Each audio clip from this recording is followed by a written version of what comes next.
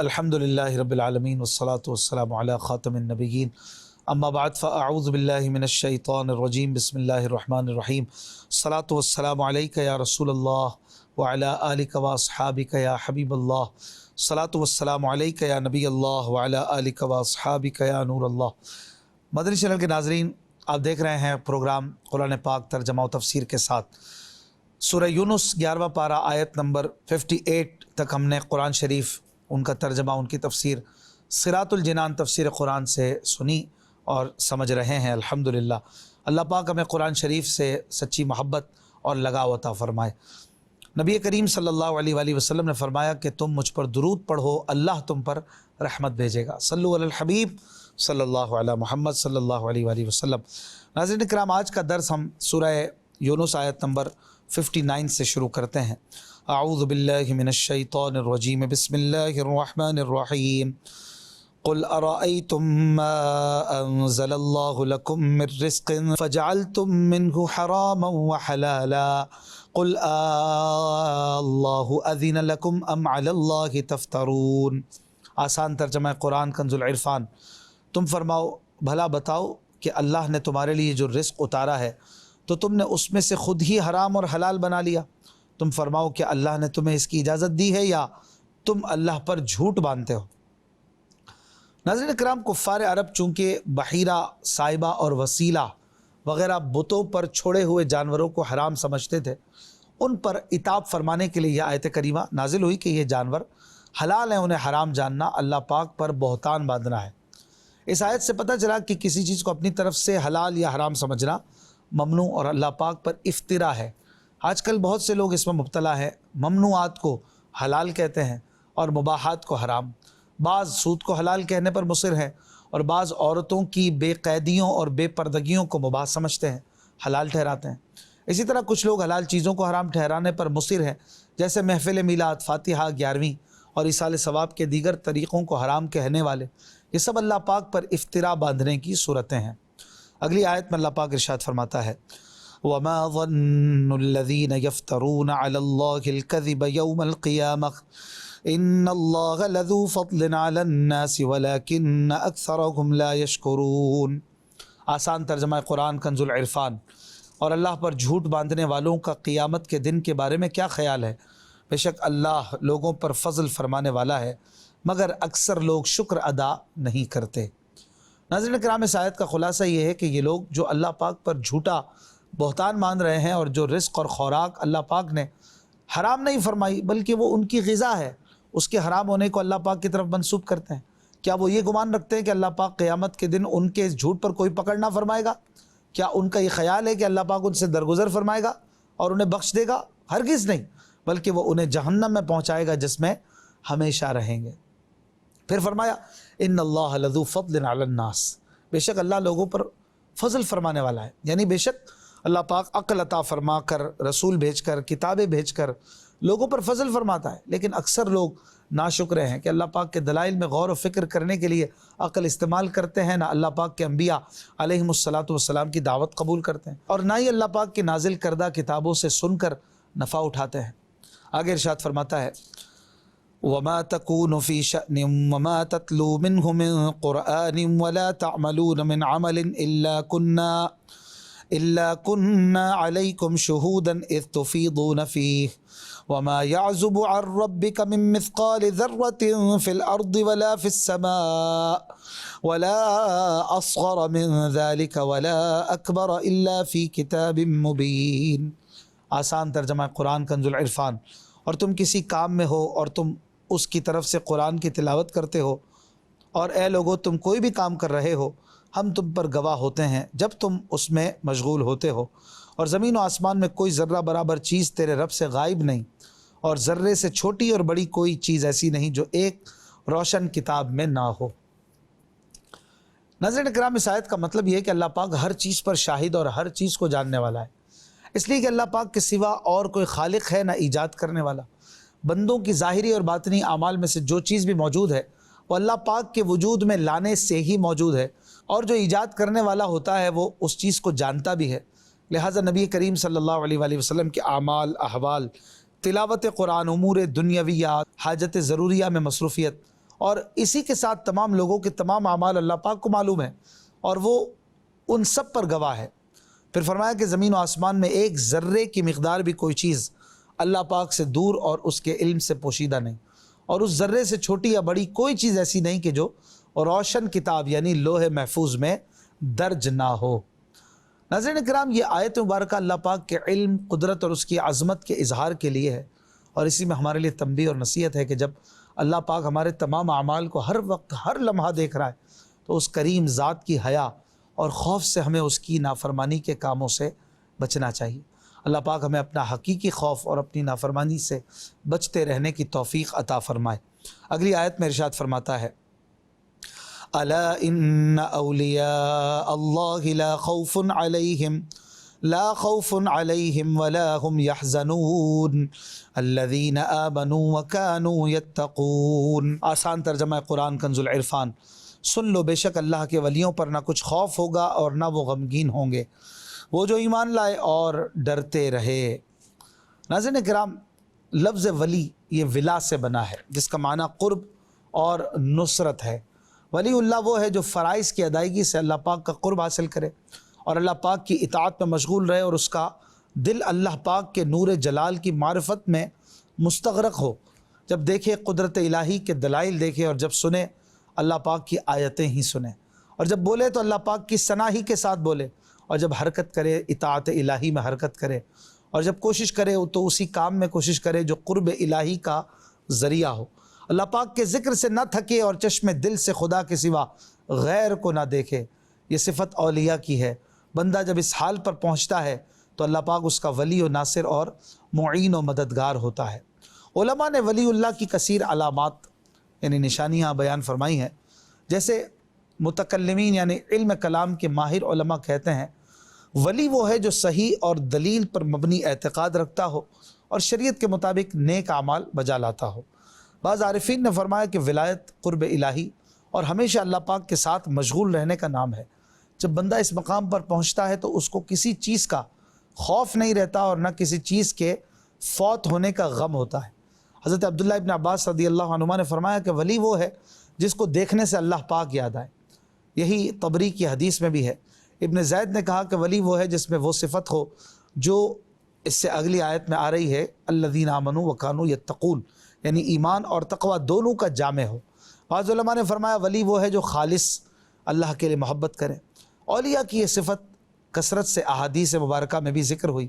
بعض بزرگان دین نے فرمایا ولی وہ ہیں جو اطاعت یعنی فرما برداری سے قرب الہی کی طلب کرتے ہیں اور اللہ پاک کرامت سے ان کی کارسازی فرماتا ہے، یا وہ جن کی ہدایت کا دلیل کے ساتھ اللہ پاک کفیل ہو اور وہ اللہ پاک کا حق کے بندگی ادا کرنے اور اس کی مخلوق پر رحم کرنے کے لیے وقف ہو گئے ہوں۔ صدر الافاضل مفتی نعیم الدین مراد آبادی رحمۃ اللہ علیہ فرماتے ہیں یہ معانی اور عبارات اگرچہ جدا گانا ہیں لیکن ان میں اختلاف کچھ بھی نہیں، کیونکہ ہر ایک عبارت میں ولی کی ایک ایک صفت بیان کر دی گئی۔ جسے قرب الہی حاصل ہوتا ہے یہ تمام صفات اس میں ہوتے ہیں۔ ولایت کے درجے اور مراتب میں ہر ایک اپنے درجے کے بقدر فضل و شرف رکھتا ہے۔ پھر فرمایا لا خوف علیہم ولا هم یحزنون، اللہ کے ولیوں پر نہ کچھ خوف ہوگا اور نہ وہ غمگین ہوں گے۔ مفسرین نے اس آیت کے بہت سے معنی بیان کیے ہیں، چنانچہ ایک مطلب یہ ہے کہ مستقبل میں انہیں عذاب کا خوف ہوگا اور نہ وہ موت کے وقت غمگین ہوں گے۔ ایک معنی یہ ہے کہ مستقبل میں کسی ناپسندیدہ چیز میں مبتلا ہونے کا خوف ہوگا اور نہ ماضی اور حال میں کسی پسندیدہ چیز کے چھوٹنے پر غمگین ہوں گے۔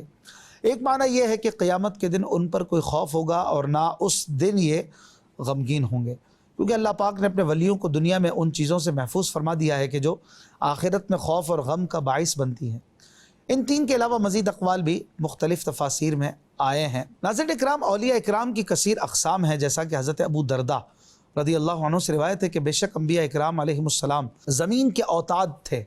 جب نبوت کا سلسلہ ختم ہوا تو اللہ پاک نے امت احمد صلی اللہ علیہ وآلہ وسلم میں سے ایک قوم کو ان کا نائب بنایا جنہیں ابدال کہتے ہیں۔ وہ حضرات فقط روزہ و نماز اور تسبیح و تقدیس میں کثرت کی وجہ سے لوگوں سے افضل نہیں ہوئے، بلکہ اپنے حسن اخلاق، ورع و تقوی کی سچائی، نیت کی اچھائی، تمام مسلمانوں سے اپنے سینے کی سلامتی، اللہ پاک کی رضا کے لیے حلم، صبر اور دانش مندی، بغیر کمزوری کی عاجزی اور تمام مسلمانوں کی خیر خواہی کی وجہ سے افضل ہوئے ہیں۔ پس وہ انبیاء اکرام علیہم السلام کے نائب ہیں۔ وہ ایسی قوم ہے کہ اللہ پاک نے انہیں اپنی ذات کے لیے منتخب اور اپنے علم اور رضا کے لیے خاص کر لیا ہے۔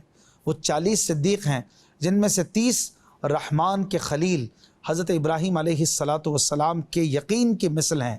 ان کے ذریعے سے اہل زمین سے بلائیں اور لوگوں سے مصیبتیں دور ہوتی ہیں۔ ان کے ذریعے سے ہی بارش ہوتی اور رزق دیا جاتا ہے۔ ان میں سے کوئی اسی وقت فوت ہوتا ہے جب اللہ پاک اس کی جانشینی کے لیے کسی کو پروانہ دے چکا ہوتا ہے۔ وہ کسی پر لعنت نہیں بھیجتے، اپنے ماتحتوں کو اذیت نہیں دیتے، ان پر دست درازی نہیں کرتے، انہیں حقیر نہیں جانتے، خود پر فوقیت رکھنے والوں سے حسد نہیں کرتے، دنیا کی حرص نہیں کرتے، دکھاوے کی خاموشی اختیار نہیں کرتے، تکبر نہیں کرتے اور دکھاوے کی عاجزی بھی نہیں کرتے۔ وہ بات کرنے میں تمام لوگوں سے اچھے اور نفس کے اعتبار سے زیادہ پرہیزگار ہیں۔ سخاوت ان کی فطرت میں شامل ہے۔ اسلاف نے جن نامناسب چیزوں کو چھوڑا ان سے محفوظ رہنا ان کی صفت ہے۔ ان کی یہ صفت جدا نہیں ہوتی کہ آج خشیت کی حالت میں ہوں اور کل غفلت میں پڑے ہوں، بلکہ وہ اپنے حال پر ہمیشگی اختیار کرتے ہیں۔ وہ اپنے اور اپنے رب عز و جل کے درمیان ایک خاص تعلق رکھتے ہیں جہاں تک دوسرے کی رسائی نہیں۔ ان کے دل اللہ پاک کی رضا اور شوق میں آسمان کی طرف بلند ہوتے ہیں۔ پھر یہ آیت تلاوت فرمائی، اولئک حزب اللہ الا ان حزب اللہ هم المفلحون۔ یہ اللہ کی جماعت ہے، سن لو اللہ کی جماعت ہی کامیاب ہے۔ حضرت شریح بن عبید رحمۃ اللہ علیہ فرماتے ہیں، حضرت علی المرتضیٰ کرم اللہ وجہ الکریم کے پاس شام والوں کا ذکر ہوا تو ان سے عرض کی گئی کہ ان پر لعنت کیجیے۔ آپ نے فرمایا نہیں، میں نے حضور علیہ السلام کو ارشاد فرماتے ہوئے سنا ہے کہ ابدال شام میں ہوں گے۔ وہ حضرات 40 مرد ہیں، جب ان میں ایک وفات پاتا ہے تو اللہ پاک اس کی جگہ دوسرے کو بدل دیتا ہے۔ ان کی برکت سے بارشیں برستی ہیں، ان کے ذریعے دشمنوں پر فتح حاصل ہوتی ہے اور ان کی برکت سے شام والوں سے عذاب دور ہوتا ہے۔ اولیاء اکرام کی اقسام کے بارے میں اکابر علماء و محدثین نے بڑا تفصیلی کلام فرمایا ہے۔ علامہ سیوطی رحمۃ اللہ علیہ نے قطب، ابدال وغیرہ ہما کے وجود پر ایک کتاب تصنیف فرمائی ہے۔ علامہ نبہانی رحمۃ اللہ علیہ کی اس موضوع پر مشہور کتاب جامع کرامات اولیاء ضخیم ترین کتاب ہے۔ علامہ نبہانی رحمۃ اللہ علیہ کے کلام کی روشنی میں یہاں چند مشہور اقسام بیان کی جاتی ہیں۔ اقطاب، یہ قطب کی جمع ہے۔ قطب اسے کہتے ہیں جو خود یا کسی کے نائب کے طور پر حال اور مقام دونوں کا جامع ہو۔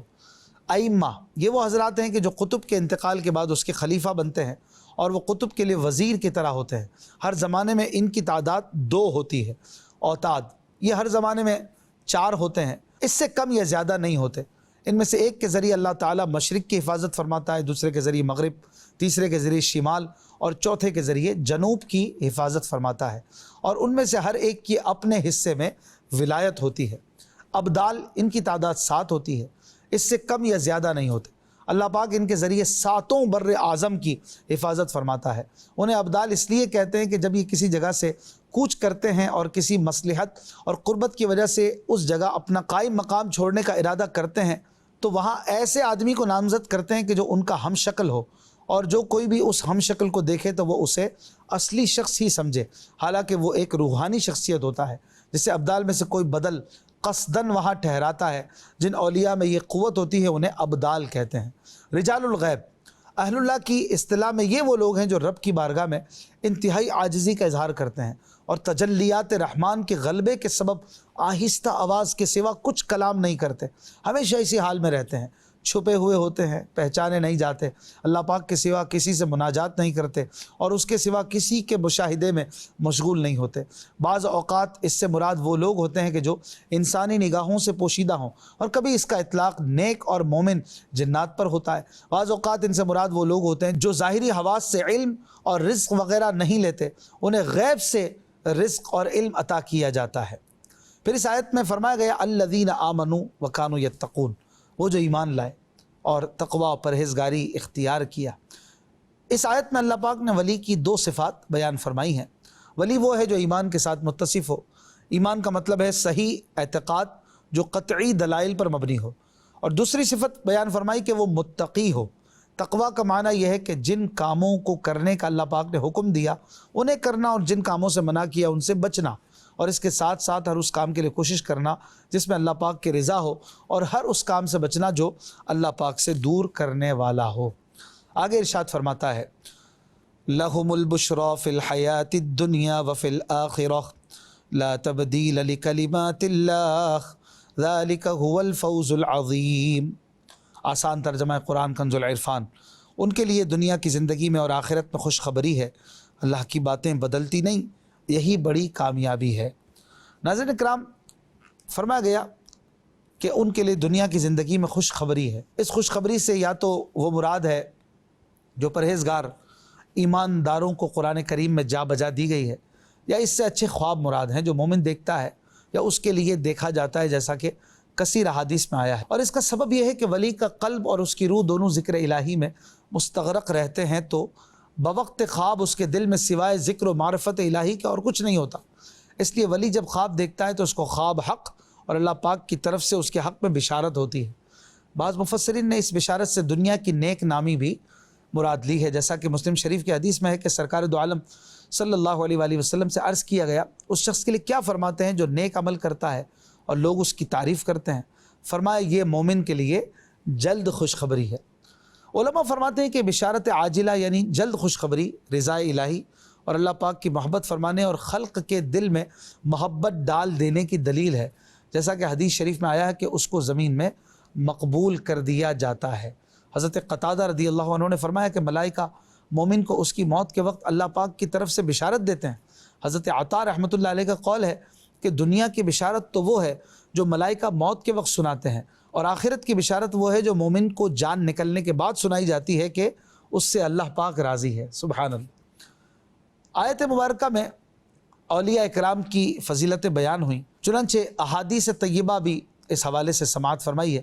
نبی کریم صلی اللہ علیہ وآلہ وسلم نے ارشاد فرمایا، حضرت ابو ہریرہ رضی اللہ عنہ اس کے راوی ہیں، کہ جو میرے کسی ولی سے دشمنی کرے اس سے میں نے لڑائی کا اعلان کر دیا، اور میرا بندہ کسی شے سے میرا اس قدر قرب حاصل نہیں کرتا جتنا فرائض سے کرتا ہے، اور میرا بندہ نوافل کے ذریعے سے ہمیشہ قرب حاصل کرتا رہتا ہے یہاں تک کہ میں اسے محبوب بنا لیتا ہوں، اور جب اس سے محبت کرنے لگتا ہوں تو میں اس کے کان بن جاتا ہوں جس سے وہ سنتا ہے، اور میں اس کی آنکھ بن جاتا ہوں جس سے وہ دیکھتا ہے، اور اس کا ہاتھ بن جاتا ہوں جس کے ساتھ وہ پکڑتا ہے، اور اس کا پیر بن جاتا ہوں جس کے ساتھ وہ چلتا ہے، اور اگر وہ مجھ سے سوال کرے تو اسے دوں گا، اور پناہ مانگے تو پناہ دوں گا۔ ایک اور حدیث پاک میں حضرت ابو ہریرہ رضی اللہ عنہ سے روایت ہے کہ حضور علیہ الصلوۃ والسلام نے فرمایا، اللہ پاک جب کسی بندے سے محبت فرماتا ہے تو حضرت جبریل علیہ السلام کو بلا کر ان سے فرماتا ہے کہ میں فلاں سے محبت کرتا ہوں، تم بھی اس سے محبت کرو۔ چنانچہ حضرت جبریل علیہ السلام اس سے محبت کرتے ہیں، پھر حضرت جبریل علیہ السلام آسمان میں ندا کرتے ہیں کہ اللہ پاک فلاں سے محبت کرتا ہے، تم بھی اس سے محبت کرو، تو آسمان والے بھی اس سے محبت کرتے ہیں، پھر اس کے لیے زمین میں مقبولیت رکھ دی جاتی ہے، اور جب رب تعالیٰ کسی بندے سے ناراض ہوتا ہے تو حضرت جبریل علیہ السلام اس سے ناراض ہو جاتے ہیں، پھر وہ آسمان والوں میں اعلان کرتے ہیں کہ اللہ پاک فلاں سے ناراض ہے، تم بھی اس سے ناراض ہو جاؤ، تو آسمان والے اس سے نفرت کرتے ہیں، پھر زمین میں اس کے لیے نفرت رکھ دی جاتی ہے۔ اللہ اکبر۔ اس آیت میں یہ بھی فرمایا گیا کہ لا تبدیل لکلمات اللہ، اللہ کی باتیں بدلتی نہیں، یعنی اللہ پاک کے وعدے غلط نہیں ہو سکتے جو اس نے اپنی کتاب میں اور اپنے رسولوں کی زبان سے اپنے اولیاء اور اپنے فرما بردار بندوں سے فرمائے ہیں۔ آگے اللہ پاک ارشاد فرماتا ہے وَلَا يَحْزُنْكَ قَوْلُهُمْ ان العزت للہ جمیعا هو السمیع العلیم۔ آسان ترجمہ قرآن کنز العرفان۔ اور تم ان کی باتوں کا غم نہ کرو، بے شک تمام عزتوں کا مالک اللہ ہے، وہی سننے والا جاننے والا ہے۔ ناظرین اکرام، اس آیت میں سرور دو عالم صلی اللہ علیہ وآلہ وسلم کو تسلی دی گئی ہے کہ کفار نابکار جو آپ کو جھٹلاتے ہیں اور آپ کے خلاف برے مشورے کرتے ہیں، آپ اس کا کچھ غم نہ فرمائیں، بے شک تمام عزتوں کا مالک اللہ پاک ہے، وہ جسے چاہے عزت دے، جسے چاہے ذلیل کرے۔ اے سید انبیاء صلی اللہ علیہ وآلہ وسلم، اللہ پاک آپ کا ناصر و مددگار ہے، اس نے آپ کو اور آپ کے صدقے میں آپ کے فرما برداروں کو عزت دی، جیسا کہ دوسری آیت میں فرماتا ہے وَلِلَّهِ الْعِزَّةُ وَلِرَسُولِهِ وَلِلْمُؤْمِنِينَ، اللہ کے لیے عزت ہے اور اس کے رسول کے لیے اور ایمان داروں کے لیے، بلکہ کائنات میں عزت کا پیمانہ ہی حضور صلی اللہ علیہ وآلہ وسلم کی ذات مبارکہ ہے۔ جو آپ سے جتنا قریب ہے وہ اتنا ہی زیادہ معزز ہے، چنانچہ صدیق اکبر رضی اللہ عنہ سب سے زیادہ قریب تھے تو امت میں سب سے افضل اور معزز بھی وہی ہیں، اور ابو جہل سب سے زیادہ دور تھا، اس لیے کفار میں سب سے خبیث ترین بھی وہی قرار پایا۔ اللہ پاک سے دعا ہے وہ ہمیں قرآن پاک سمجھنے اور اس پر عمل کرنے کی توفیق عطا فرمائے۔ زندگی رہی تو انشاءاللہ آیت نمبر 66 سورہ یونس سے اگلے درس کا آغاز کریں گے۔ اپنا خیال رکھیے گا۔ صلو علی الحبیب صلی اللہ علیہ محمد صلی اللہ علیہ وآلہ وسلم۔